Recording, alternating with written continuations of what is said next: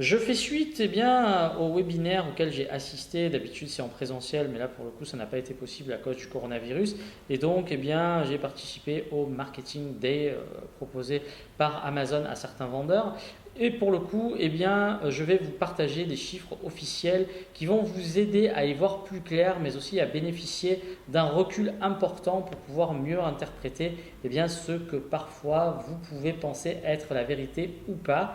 Et l'idée derrière tout ça, c'est vraiment de vous aider à mieux comprendre l'intérêt et pourquoi il faut absolument que vous puissiez vous aussi vous concentrer sur vos campagnes, vos PPC sur Amazon.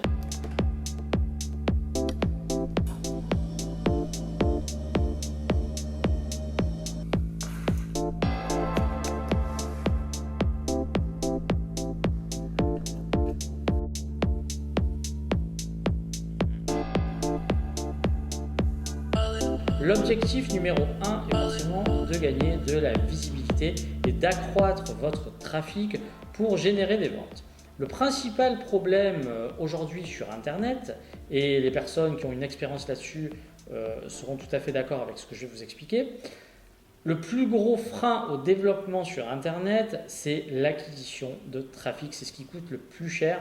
Je parlais avec un ami là sur un projet et il faut savoir qu'on est autour de entre 12 et 15 euros le clic, donc sur Google notamment. Et donc pour le coup c'est juste énorme, c'est-à-dire que acquérir un client, parfois ça n'est même plus rentable. Donc qu'est-ce qu'on fait quand on a atteint une masse critique? On essaye de cannibaliser, c'est-à-dire qu'en fait on maintient ses positions, on veut toujours être au-dessus des autres de manière à asseoir sa notoriété, mais pour le coup c'est absolument pas ce que vous allez faire. Pourquoi je vous parle de ça? Tout simplement pour vous expliquer que sans trafic, sans visibilité, il ne se passe rien pour vous, même si vous avez les meilleurs produits du monde. C'est aussi bête que cela. Il faut absolument qu'un maximum de personnes puissent voir vos offres, vos produits, pour que cela fonctionne. Et donc, j'ai quelques chiffres à vous partager qui vous aideront à y voir plus clair, et notamment, le premier chiffre dont j'ai envie de vous parler, c'est 20%. On considère que lorsque vous lancez une campagne publicitaire sur Amazon et que le budget alloué à cette campagne représente 20% de votre chiffre d'affaires, vos campagnes performent de manière idéale. C'est-à-dire que si vous faites 100 euros de chiffre d'affaires, vous pouvez investir, ou plutôt si vous avez investi 20 euros dans vos campagnes publicitaires et que cela a généré 100 euros de chiffre d'affaires, vous êtes super rentable avec vos campagnes, ça performe très bien. Alors rentable, encore une fois, je pars du principe que vous avez bien assimilé mon principe de calcul de marge et que vous avez compris dès le départ que si vous ne gagnez pas suffisamment sur un produit, rien ne sera possible, donc ça je n'en parle plus. Mais pour le coup, on considère que c'est un très bon résultat de dépenser 20% de son chiffre d'affaires dans la pub.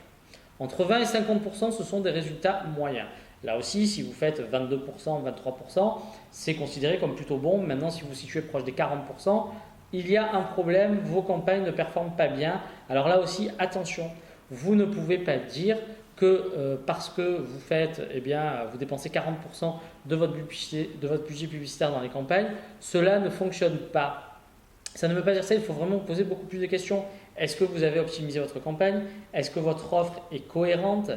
Quid de la concurrence? Et au-delà de ça, c'est pour ça que je fais vraiment cette vidéo, parce qu'au-delà du fait de vous donner les chiffres, et j'ai pas mal de choses à vous expliquer, il faut comprendre quelque chose de très important. Au démarrage, vous ne cherchez pas, retenez bien cela, vous ne cherchez pas une rentabilité sur vos campagnes marketing, vous allez chercher un positionnement.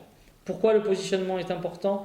Tout simplement parce qu'aujourd'hui, si vous êtes en page 2 sur Amazon, vous allez ramasser les miettes et vous allez faire pas de vente, c'est aussi bête que cela, mais ou peut-être une vente de temps en temps. Ça va être fortement soporifique pour vous. Les gens ont la flemme et retenez cela aussi. Aujourd'hui, peu importe les domaines, regardez même sur YouTube, si vous faites des titres longs, ils ne sont pas nuls, vous devez faire des choses courtes.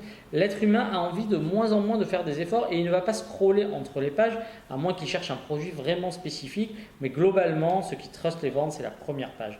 Comment arriver sur la première page? Tout simplement en faisant des campagnes publicitaires ou en ayant un certain passif qui va faire que vous allez remonter, mais même si vous l'avez, continuez toujours à annoncer parce qu'il y a des gens qui ne vont même pas baisser les yeux pour voir votre annonce, ils vont cliquer en haut, ils vont avoir la flemme de cliquer en bas. C'est la même chose dans les grandes surfaces. Qu'est-ce qu'on appelle le facing? C'est le fait de mettre les produits vraiment à la vue du consommateur. Et si vous êtes face à sa vue, vous ferez plus de ventes que si vous êtes en bas ou que si vous êtes tout en haut. Pourquoi ? Parce qu'il faut faire un effort supplémentaire. Et c'est la même chose avec Internet et de plus en plus les gens sont fainéants. Ils veulent faire le moins d'efforts possible. C'est la raison pour laquelle on dit toujours que la première page c'est le Saint Graal. De la même manière que si vous faites du SEO avec Google, vous savez très bien qu'en termes de référencement naturel, si vous vous trouvez ne serait-ce, alors là on peut encore plus nuancer parce que le top 3 est complètement différent de la 7e, 8e, 9e, 10e place de la première page de Google. Que se passe-t-il si vous êtes sur des pages annexes? Alors là, carrément vous ne faites plus rien. Donc c'est la même chose sur Amazon. C'est la raison pour laquelle je vous invite toujours, quoi qu'il se passe, à investir dans vos campagnes. Conseil qui a toute son importance lorsque vous lancez vos campagnes, vous devez absolument les lancer en automatique. Pourquoi les lancer en automatique? Tout simplement parce que vous ne pouvez pas avoir, même si vous utilisez des logiciels tels Merchant World, keywordtool.io, etc., vous ne pouvez pas avoir la prétention de savoir exactement qu'est-ce qui va le mieux marcher pour vous. Et l'idée, c'est d'utiliser l'algorithme d'Amazon dans l'advertising pour pouvoir récolter des données. Je dis bien, retenez ça aussi, récolter des données, c'est très important, pour ensuite pouvoir les analyser et affiner vos campagnes de façon manuelle. Ce que vous faites, si vous connaissez très bien votre secteur d'activité, vous pouvez tout à fait lancer des campagnes automatiques et manuelles. C'est très important de le faire de manière à pouvoir comparer. Donc attention là aussi, quand vous faites vos campagnes, vous devez mettre en place une certaine granularité, c'est-à-dire que vos campagnes doivent être vraiment très bien renseignées et ultra ciblées pour pouvoir bien isoler ce qui fonctionne de ceux qui ne fonctionnent pas. Mais là aussi, erreur que je vois souvent, et ça s'applique à tout type de campagne que vous pouvez faire, vous ne laissez pas tourner suffisamment longtemps vos campagnes pour avoir suffisamment de données qui permettraient une interprétation.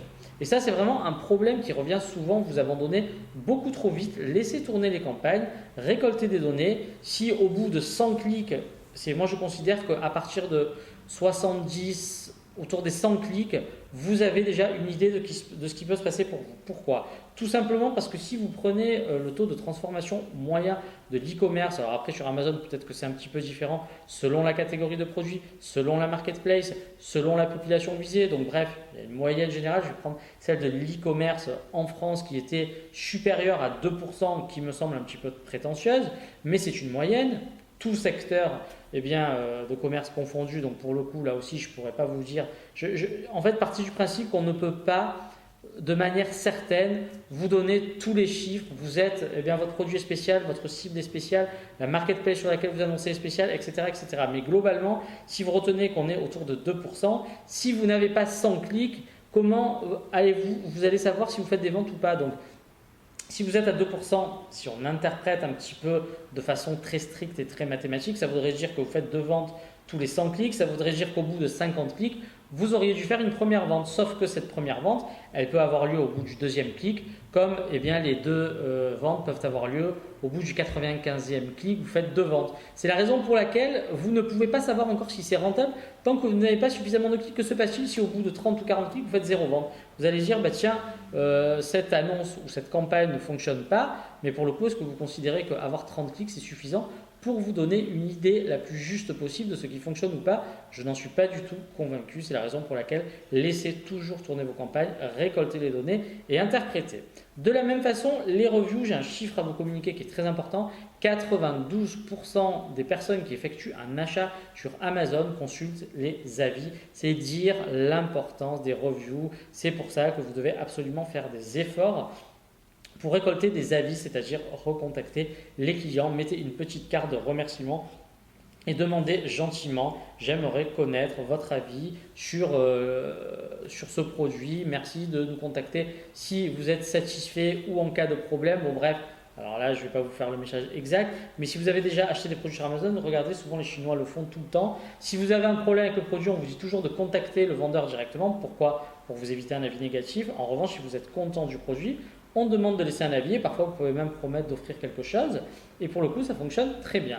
Donc il faut faire cet effort-là, surtout au démarrage. Après quand vous commencez à avoir un certain vivier d'avis, ce sera plus facile pour vous parce que eh bien, vous serez reconnu comme quelqu'un de confiance et si tout se passe bien pour vous, quelquefois vous pourrez obtenir le label Amazon Choice qui, eh bien, même si c'est une toute petite étiquette, va conforter les gens et va mieux convertir dans le process d'achat. Pourquoi? Parce que ça veut dire que c'est un produit qui performe très bien et les gens en sont très contents. Donc, s'il y a Amazon Choice, ça veut dire que c'est un bon produit. Les gens vont l'acheter eh bien, plus facilement. C'est la raison pour laquelle vous devez toujours faire l'effort sur eh bien, la qualité de votre produit. Voilà ce que je voulais vous dire dans cette vidéo. J'espère que vous y voyez plus clair et mon conseil au-delà de tout, c'est qu'il ne faut pas tirer des conclusions trop hâtives, à savoir mon produit ne marche pas, il ne se vend pas sur Amazon. Je ne suis pas certain que vous ayez tout fait pour pouvoir vous en rendre compte. La deuxième chose, c'est qu'au départ, eh bien, il faut toujours envoyer du budget dans ces campagnes publicitaires pour récolter des données et avancer. Et enfin, eh bien, la troisième chose, c'est que lorsque eh bien, vous commencez à avoir des données, vous devez continuer à toujours faire de la pub de manière à rayonner de façon plus globale. Merci beaucoup pour votre attention et à très bientôt pour une nouvelle vidéo, sans oublier la citation du jour. Cette citation est de Sophocle et elle dit la chose suivante. « Je n'ai point d'amour pour qui ne m'aime qu'en parole. » Quel est le rapport avec le business? Il y a un énorme rapport. C'est-à-dire que si vous êtes dans le fantasme, si vous ne faites que réfléchir, si vous dites je vais faire ci, je vais faire ça, mais que concrètement vous ne faites rien, il ne se passera rien pour vous de la même façon que si vous êtes avec une personne qui n'a de cesse de vous dire qu'elle vous aime, qu'elle vous adore, qu'elle vous flatte tout le temps, mais que concrètement dans la vie et dans le quotidien, elle ne vous apporte rien, ben pour le coup, pour moi, ça n'a aucune valeur. Les actes priment toujours sur les mots, retenez bien ceci. Donc si vous êtes encore eh bien, dans la nébuleuse de vous lancer, sachez que si vous ne faites rien, il ne se passera rien pour vous. Ce conseil est universel. J'espère que vous l'appliquerez, peu importe le domaine, eh bien, peu importe le domaine de votre vie. Ça s'applique à tous les niveaux. Si vous voulez faire, eh bien, vous voulez mincir, vous avez envie de faire un régime, mais vous ne le faites pas, vous ne maigrirez pas. Si vous voulez être musclé et que vous ne vous faites rien pour vous muscler, vous ne serez pas musclé. Si vous avez envie de réussir dans votre business, mais que vous faites juste des supputations pour essayer de réussir, mais que concrètement, vous n'avez même pas acheté 10 objets et essayé de les vendre sur Amazon, forcément, il ne se passera rien pour vous, etc., etc. Merci beaucoup pour votre attention. Je vous laisse méditer là-dessus et je vous dis à très bientôt pour une nouvelle vidéo. Tchuss!